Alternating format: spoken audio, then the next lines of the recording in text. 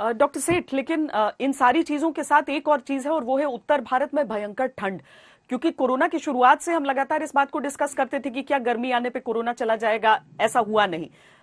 लगा जैसे किसी मौसम का कोई असर नहीं, लेकिन ठंड के समय में जो नॉर्मल सिम्टम्स एक इंसान में आते हैं उस वजह से थोड़ा पैनिक का सिचुएशन हो ही जाता है।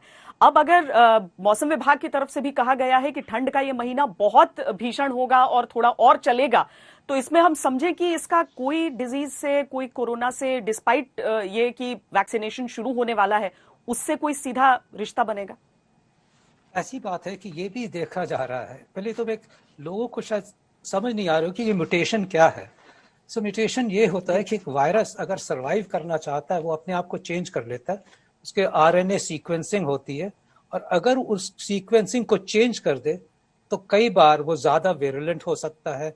ये सोचिए कि उसने अपना सर्वाइवल एक एडवांटेज ले लिया, क्योंकि अब एंटीबॉडीज आ गई हैं, लोगों के अंदर एंटीबॉडीज हैं, लोगों ने एंटीबॉडीज ली हैं ट्रीटमेंट के लिए। जब भी देखा गया है कि हम वायरस पे वार करते हैं तो वायरस कॉमनली अपने सीक्वेंसिंग, अपने को शेप को चेंज करता है, आरएनए सीक्वेंस को। कई वायरसेस चेंज करते हुए एक्सटेंट भी हो जाते हैं, बट कई बार वायरसेस ज्यादा इफेक्टिव, ज्यादा मल्टीप्लाई करते हैं और ज्यादा डेंजरस हो जाते हैं। एक बात मैं कहना चाहूंगा, मैं ये नहीं कहना चाहता कि हमें घबराने की जरूरत नहीं है।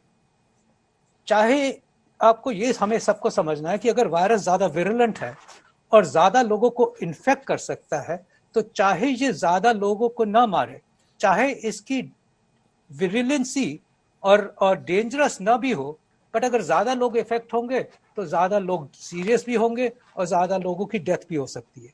तो प्रिकॉशंस और इसका बार बार देखना, ध्यान रखना, ख्याल रखना, और ये भी वायरस और आगे जाके चेंज ना हो, एक बहुत बड़ी इंपॉर्टेंट बात है। सतर्क रहना तो हमारे गवर्नमेंट के लिए और हमारे लिए अब से अनिवार्य हो गया है।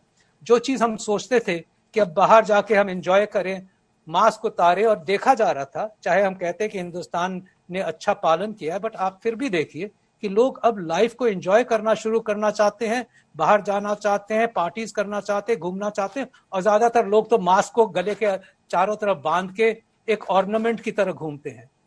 अब हमेशा सतर्क रहना है, क्योंकि ये जो वायरस आया और विलेंस हुई तो ज्यादा लोगों को इन्फेक्ट करेगा और मौतें भी ज्यादा हो सकती है इस वजह से।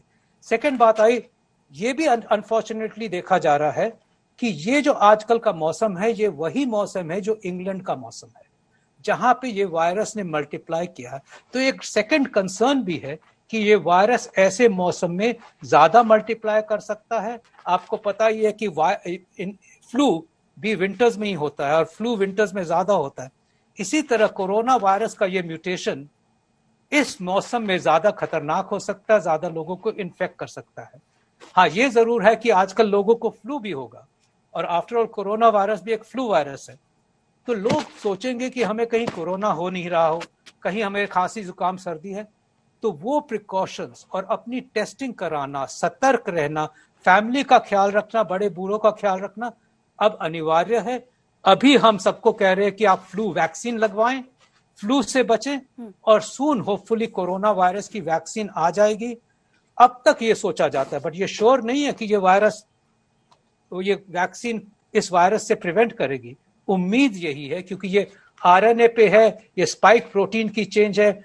लकीली ये वैक्सीन स्पाइक प्रोटीन्स की ही एंटीबॉडीज प्रोड्यूस कर रही है, तो होपफुली ये वैक्सीन भी इस वायरस से बचाएंगी। बट ये कोई नहीं कह सकता है कि तीसरा म्यूटेशन और खतरनाक म्यूटेशन आ सकता है।